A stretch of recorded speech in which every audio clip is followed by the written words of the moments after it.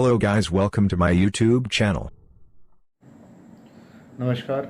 तो कैसे हैं आप लोग? उम्मीद करता हूँ अच्छे होंगे। एक्चुअली रिसेंटली मैंने 2-3 दिन मिस कर दिया, स्किप कर दिया जिस वजह से मैं वीडियो अपलोड नहीं कर पाया। तो हम 10 तक श्लोक कंप्लीट कर चुके थे। हम 11th श्लोक से स्टार्ट करेंगे।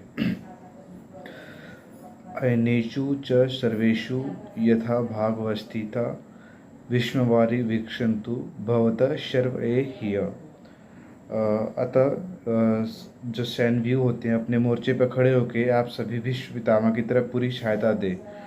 जो दुर्योधन है वो सारे जितने भी सैनिक होते हैं उनको मोटिवेट करते हैं कि आप जैसे कि देखो, मैंने एक बात मैंने पहले भी किया था, मैं दोबारा शेयर करूँगा कि जिस लोग की मेंटालिटी वीक होती है ना, उनको परसेप्शन थोड़ा सा लो होता है। जैसे कि हमारी 5 इंद्रियां होती है, तो जो 5 इंद्रिय को जिस जैसे तरीके से मैनेज करता है वो उतना ही कैपेबल हो पाता है, उसका सिक्स सेंस उतना अच्छा काम करता है। उसी तरीके से जब भीष्म पितामह की उन्होंने शौर्य की प्रशंसा कर रहे थे कि भीष्म पितामह ये है वो है, तो उनको लगा कहीं दूसरा बंदा ये ना सोचे कि हमारी कोई वैल्यू नहीं है। तो उन्होंने दूसरे बंदे को ही बोलने लगे कि भीष्म पितामह आप बूढ़े हो चुके हैं, कहीं ऐसा ना हो कि वो कुछ बोले और जिस वजह से वो कुछ कहीं और आपका ध्यान कहीं और, जिस वजह से आप लोग ध्यान ना दे पाए। तो उनको कूटनीति थी, इसको कूटनीति कहते हैं। राजनीतिक में ये अभी भी राजनीतिक में ये यूज करते हैं, चाहे कोई भी रूलिंग पार्टी हो, अपोजिशन हो, कोई भी।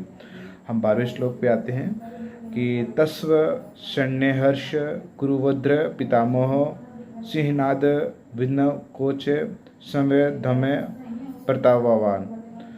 जब कुरुवंश के योद्धा परम प्रतापी भीष्म पितामह का गर्जना की आवाज़ ध्वनि करते हुए अपने शंख को उच्च स्वर में बजाया, तो ये सुनकर दुर्योधन को काफ़ी हर्ष हुआ। हर्ष इसलिए होना था क्योंकि एक तो खुशी ये होती कि हम कुछ अच्छा करते हैं, और मोटिवेशन तो देखो, जो चोर होते हैं उनको भी मोटिवेशन चाहिए होता है।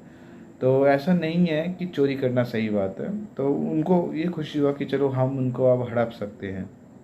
13वां श्लोक ये है, तत्पश्चात शंख तत् शंखांच वेर्ष्य प्रणवा गोमुका शह सौभ्यत स शब्द तुलमोत भवत। मतलब तत्पश्चात शंख नगाड़े बिगुल तुरही सिंह सहसा एक साथ बज उठे। वह स्वर अत्यंत कोलाहलपूर्ण था। मतलब कि जैसे कोई आपने नोटिस किया होगा, मैं इसको थोड़ा सा पॉलिटिक्स से रिलेट करूँगा कि जब 19 में बीजेपी गवर्नमेंट जीती थी, तो जिस तरीके से लोगों ने उनको अप्रिशिएट किया था, फर्स्ट टाइम जितनी सीटें आई थी उनके बाद उनकी ज़्यादा सीटें आई। माफ़ करना, मैंने पॉलिटिक्स को बीच में लाया, लेकिन ये लाने का वर्क ये था कि इसमें भी कोई राजनीति, इसमें भी राजनीति थी, जिस वजह से मैंने ये बात उठाया।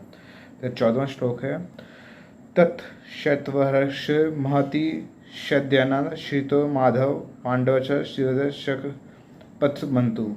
दूसरी ओर श्वेत घोड़ों पर द्वारा खींचे गए विशाल रथ पर आसीन कृष्ण तथा अर्जुन अपने अपने दिव्य शंख हो जाए। दूसरी ओर बात हो रही है, जो इधर तो कौरवों ने बजा दिया, उधर पांडव बजा रहे थे।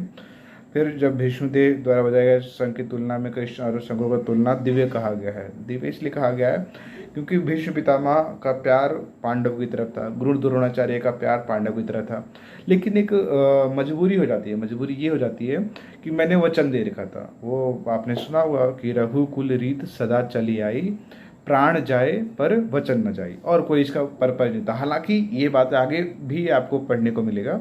दुर्योधन थे, उनको अभी भी डाउट था कहीं ऐसा ना हो कि स्नेह, क्योंकि दुर्योधन और अर्जुन पांडु तो सब गुरु द्रोणाचार्य से पढ़े थे, तो उनको पता था कि इनसे स्नेह ज़्यादा करते हैं, प्यार ज़्यादा करते हैं। तो उनको लग रहा था इसी बातें कि हाँ ऐसा कहा जाएगा। तो दिव्य इसलिए कहा गया क्योंकि वो उनको भी पता था कि हाँ पांडव सही है, लेकिन वो मजबूर थे अपनी बातों से। द्रोणाचार्य अपने बेटे वजह से मजबूर थे। चलिए कोई नहीं, ये पार्ट ऑफ लाइफ है, हमें समझना पड़ेगा। ये हमें इसको हम अगर अभी लेसन की तरह लेंगे तो हम जिनको अच्छी तरीके से समझ पाएंगे। देन आज का लास्ट आता 15th नंबर कि पंचाजन्य हशिकेशो देवदत्ता धनुष्य पौत्र धम महाशंख भीमकर्मा वृकोदर। यहाँ पे हषिकेशो शब्द का उपयोग किया गया। हषिकेशो का मतलब यहाँ पे हषिकेश उनको कहा जाता है जिन्होंने सब इंद्रियों पे विजय हासिल किया हो। जब भगवान श्री कृष्ण ने अपना शंख बजाया और अर्जुन, देवदत्त, अति भोजी, अति भावमानी जितने भी पांडुपुत्र थे सबने अपना शंख बजाया। तो इसमें हषिकेश उनको कहा है क्योंकि वो इंद्रियों के मालिक थे, उनको सब कुछ पता था, सब कुछ ज्ञाता थे, वो इंद्रियां उनके वश में थी।